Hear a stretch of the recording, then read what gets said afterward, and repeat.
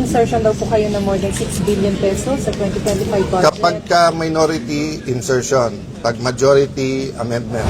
Ibinunyag naman ni Senator Ping Lacson na mayroon umanong ghost project sa Taguig na baluarte ng mga Cayetano. Sumatotal, higit 2 bilyong piso umano ang halaga ng mga ito. Lahat imbestigahan. Pasig, Baguio, buong Pilipinas. 1 year na, wala pang report. Tapos after 1 year, biglang Taguig. Pag tayuan mo yung mga prinsipyo mo, ikaw pa kakasuhan. Pag nagsalita ka, target ka bigla. Sir, attend kayo mamaya at bakit po kayo naka-block? Hindi pa kami nag-uusap lahat.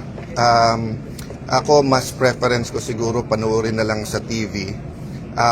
Baka mas komportable din yung administrasyon that way, and it's my simple way of protesting pati sa pagbla-block. Unlike in 1986, 87 na ramdam talaga na may question of democracy.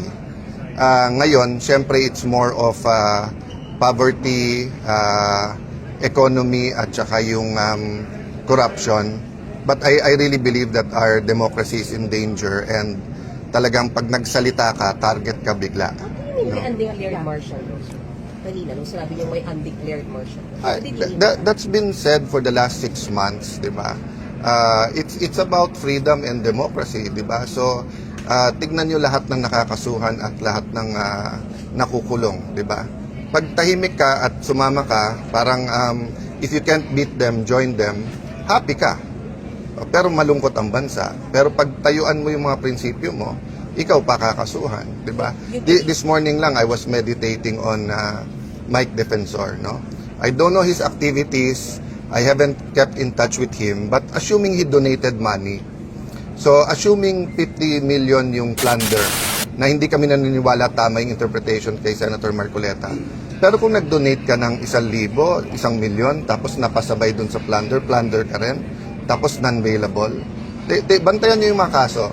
Pag medyo kumampi, etc., hindi mo sure kung ifa-file o kaya bailable.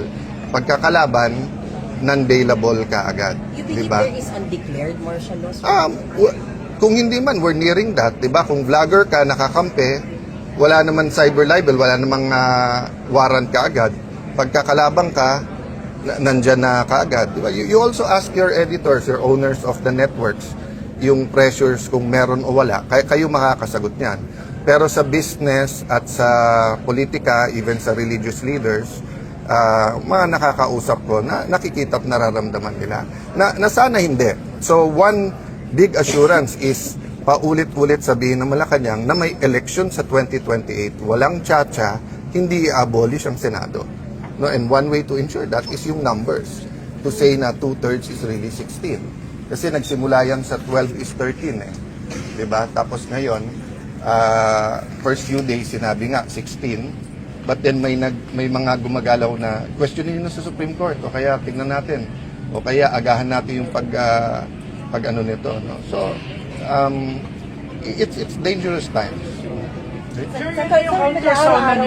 araw-araw may post may tweet si Ganun niya ako kamahal, na paggising sa umaga ako naalala niya. From May 11, when I took the job, I knew that many persecution will be coming my way. Hindi ko lang na-expect it's through a senior senator na maraming bilib sa investigation skills. But ongoing, at every day naman, what you call this, may konti siyang amendment, etc. But like yung sinabi niya today, hindi ko alam saan nanggaling yon. I'm not the secretary of DPWH. I'm not the regional director. I'm not an engineer, di ba? So, but of course, taga-Taguig ako, so as much as I can, binabantayan ko. It's on the record. I never said certain things that he says I'm saying or doing, but pag may nabubuko kaming mali, kayo, di ba nakita niyo yung nung mag-isa akong naghihiring halos dito dun sa bridge na bumaksak sa Isabela?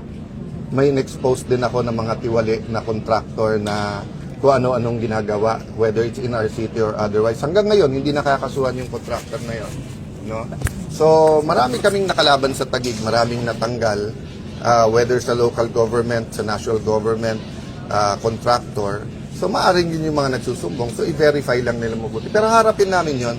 wala naman kaming choice kundi harapin yon. Ang hinihingi lang naman namin is that makita ng tao yung bigger picture na kung sinong nag-iimbestiga, kung sinong nag-criticize, biglang sila yung gustong imbestigahan. Hindi naman natin inaatrasan yan, pero hindi dapat ang ma-single out, di ba? So, ang dami, may mahaba ako listahan ng mga pwedeng tignan.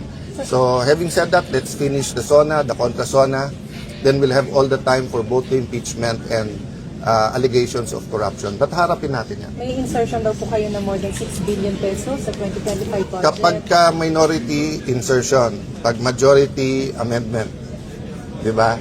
Pagka majority, pwedeng lahat ng senador may amendment and sasagutin ko sa tamang forum at panahon kahit sa harap nyo. But I want na ilatag niya yung ano ba talaga ang sinasabi niya, magkano, saan, etc. So, ang sinasabi niya ba, basta't nasa budget at nasa tagig, ako na naglagay nun. Walang ibang officials from the cabinet to, di ba? Hindi mo masasagot yung allegation nang hindi buo eh. So, alam ba, di ba yung sinabi? Pag sinabing mainstream media, maraming bayaran. Hindi ba unfair sa inyong lahat yun? Hindi ba unfair sa lahat, pati sa mga ano yun, di ba? So, sabihin mo, sino, paano, magkano, para masagot mo. Di ba? So, may po siya sa tweet na yung mga projects na nabayaran ng alin project nga yun? Alin project yun? So, pag sinabi kong may radyo, Hinfa, matanda na tayo. Walang allegation na sinasagot na hindi mo alam kung ano yung allegation. Di ba? So, pag sinabi kong meron dyan, radio, anchor o anchor sa TV o may vlogger dyan, nabigyan, may PR, sasagutin mo. Pero Hindi mo alam kung anong... Pero masasiguro niyo po walang ghost sa... Sorry, last question. Yes? Sabi niya po ang right food place para sa inyo ay sa Payanas. Ang para sa administrasyon na to, lahat ng kritiko nila gusto nila sa Payatas. So, I leave it to God, I leave it to our people. Kilala niyo ako, kilala niyo yung naging patakaran ko, you ask our reputation sa Taguig kung pumapayag kami ng kalokohan. Kaya nga maraming galit na kontraktor eh. Kasi nga, mahigpit ang patakaran. Kung may nakalusot dyan, etc., let's see. Di ba? But you know us. You know us. You might not always like me, maybe more times asar o hindi, etc. But you know us. You know us. And people know us. Di ba?